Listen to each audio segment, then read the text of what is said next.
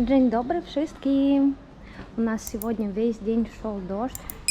Уже сумерки, как видите. А я только вышла на улицу. Пойду сейчас в магазин.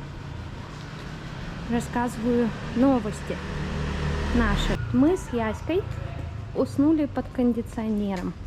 Смотрели мультики и уснули. Hello. И представляете, кондиционер был включен. После того, как мы проснулись, конечно же, у Яси температура на следующий день. Нам вот скоро вылетать, а ребенок заболел. Завтра поедем делать тесты на коронавирус. Тоже будем сдавать первый раз. Посмотрим, каково это. То, что для нас кажется дикостью, здесь оно считается вполне нормальным и приемлемым. Вот видите, здесь приемлемо, чтобы собачка вот так вот всю жизнь сидела на цепи, ни шагу влево, ни шагу вправо. Ее даже не отпускают. Никогда. Она даже не может погулять, эта бедная собака. Только сидит. Скоро мы тоже отправимся в путь на автобусе уже совсем. Осталось совсем немного дней. Переходим дорогу. Нету машин. Нам нужно в этот магазин опять за яблочным соком. Он тут есть только здесь. Hello.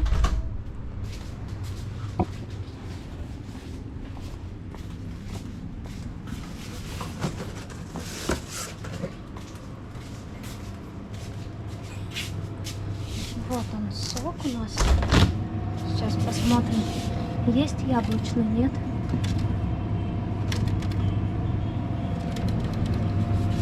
Нету яблочного сока. Ах, вот он стоит сегодня тут.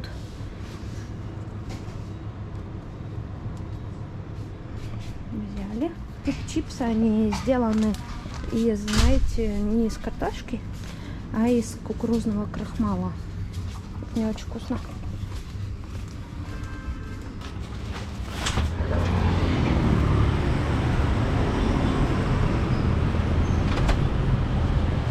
Ну все, мы забрали сок. Тут, кстати, мне чем нравится во Вьетнаме, вот торговля, здесь везде дают пакетики бесплатно. Когда в России приходите в магазин одежды, вам не нужно покупать пакет за деньги отдельно, допустим, в H&M или в Заре. Вам не нужно покупать пакет, чтобы положить туда купленную вещь. Вам его дают всегда бесплатно. Я помню мое удивление, когда я в первый раз совершила шопинг в Польше. Мы пришли покупать Антону что-то, купили, и нам говорят: пакетик хотите? Оказывается, в Польше вот пакетики были за деньги. Это моя улица? А, нет, это не моя улица, поэтому так, мне дальше. Видите как? Иногда еще забываю, куда мне нужно идти. Я еще до сих пор не привыкла. Топаю куда-нибудь, а потом оказываюсь не в том месте. Нужно накупаться вдоволь. В Санкт-Петербурге, кстати, в городе, в который мы переезжаем, там тоже есть море, на которое мы тоже сможем ходить и купаться. Просто проблема в том, что скоро осень, остался последний месяц лета. И, конечно, там не такая жара стоит в Санкт-Петербурге. Там часто идет дождь. Погода, знаете, похожа как в Гдыне, в Гданьске. Вот такая вот погода и в Санкт-Петербурге. Я сейчас иду, снимаю на улице, потому что, когда я говорю, крысы разбегаются. Надеюсь, что меня никто не съест. Когда темно, я не особо люблю ходить, потому что крысы, тараканы, все вылазит. И ты вот ходишь по всему этому. Свет тут тоже экономит очень сильно. Свет включают максимум на час-два в день. Поэтому света почти что нету. Вот сейчас посветится там пару минут, и потом свет отключится. Очень экономит свет здесь. Также хотелось бы поделиться тем, что у нас уже прошел целый год как мы выехали. Он будет вот 30 августа, как мы поехали в Польшу. И когда я приехала в Польшу, я даже не могу передать, как я обрадовалась, когда увидела это все, в каком восторге я была. Потом мы переехали во Вьетнам. Во Вьетнаме тоже все совершенно новое для нас, все необычное. Совсем другая кухня азиатская, совсем другой менталитет у людей. В Польше менталитет отличается, здесь он совсем отличается. Также нам удалось за этот год еще посетить Германию. Мы еще увидим Индию. Представляете, за год это море впечатлений, это такой контраст. И этот год, он был настолько эмоциональный, настолько он был и тяжелый, но в то же время он был вот таким вот феерическим. Нам удалось увидеть прекрасную Польшу, посмотреть все это. Это незабываемые эмоции, мы там жили, мы вот именно проникались в эту культуру. И, конечно же, так как я полька, я к этому отношусь прям прямое такое. Для меня это было что-то необычное и волшебное, потому что я впервые посетила рождественскую ярмарку в Польше. И вы даже представить себе не можете, какие эмоции я испытала. Это так красиво все, это вот как вот в фильмах нам показывают, как мы смотрим фильмы, и вот так же и было там. Теперь я побывала в каком-то другом фильме, где азиаты, в азиатском фильме пальмы, кокосы, песок, море. Это что-то волшебное, и, конечно, такой опыт, он никогда не забудется. Вы, наверное, меня спросите, соберемся ли мы когда-нибудь приехать снова во Вьетнам, потому что, знаете, когда ты здесь находишься на отдыхе, для тебя Вьетнам кажется сказкой. Вот если сейчас убрать все то, что нам здесь не нравится, еще раз в отпуск сюда обязательно стоит приехать, обязательно это понравится любому человеку.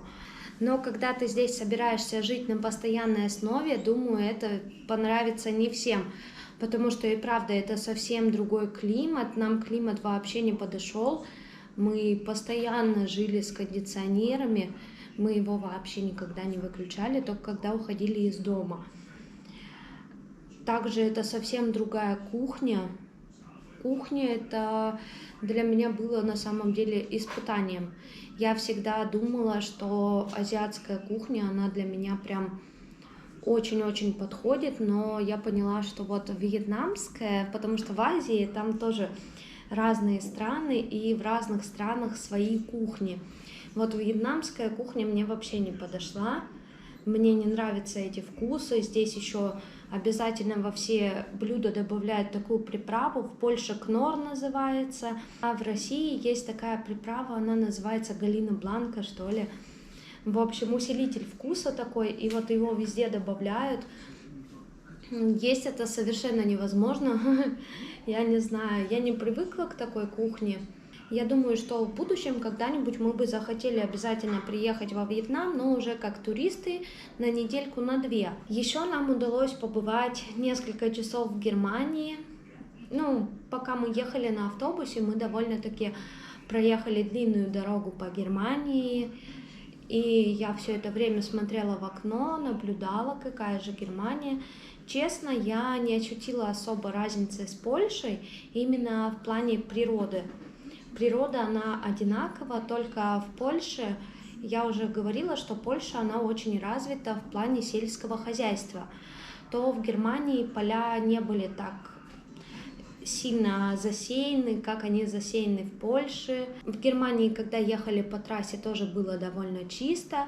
В городе мы особо не побывали, но особо мусора я там не заметила. Есть несколько отличий, которые я заметила в Германии и в Польше. Чем же они между собой отличаются? Это первое, что в Германии не очень хорошо соблюдают правила вождения. Там люди могут вообще парковаться где хочешь. Пассажиры тоже на такси залезают где хочешь, останавливаются все и переходят все дорогу где хочешь. В Польше с этим как-то более было строго, но в Польше движение, оно совсем другое, там никто не быстро не едет, там водители очень аккуратно. У меня есть видео на канале, можете посмотреть о том, как водят водители в Польше. Это очень культурные водители на самом деле, одни из самых культурных, которых я видела. И еще одно отличие, которое я заметила: безумно высокие цены в Германии, там, правда, очень дорого по сравнению с Польшей. Это просто безумные цены какие-то космические. Я заметила, что в Германии намного больше приезжих мигрантов. Там прям люди разных национальностей, их очень и очень много. И вот это вот очень сильно бросилось в глаза. Ну, с Польшей я уже Вьетнам сравнивать не буду, потому что тут видно все, наверное, по видео. Надеюсь, вы их смотрели, все видео с Вьетнама, потому что тут вообще очень разное все. Тут настолько разное, что для нас будет тикать вообще все. Когда мы сюда приезжаем, мы просто попадаем в другое измерение, в другой мир какой-то, и для нас это супер необычно. Некоторые восхищаются, конечно, добротой, то, что во Вьетнаме очень добрые люди. Они, правда, очень добрые и не испорченные. Но не все люди такие, как я, как мы. Есть люди, которым безумно здесь нравится и которые хотят жить здесь всю жизнь. Для нас это немного все необычно было, это было впервые. Мы впервые такое вообще путешествие затеяли. Но мы не знали, что это прям окажется путешествием, потому что мы приехали изначально в Польшу со всеми вещами из России. Мы думали, что мы останемся в Польше насовсем, но получилось так, что нам пришлось экстренно уехать. Хочется еще раз заметить, что этот год, он выдался очень безумным, очень классным, интересным, и он поменял нас очень кардинально.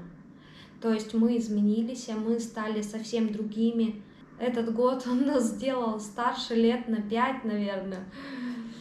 Мне теперь, я не знаю, ничего не страшно, наверное. Так что надеюсь, что впереди нас ждет только хорошее.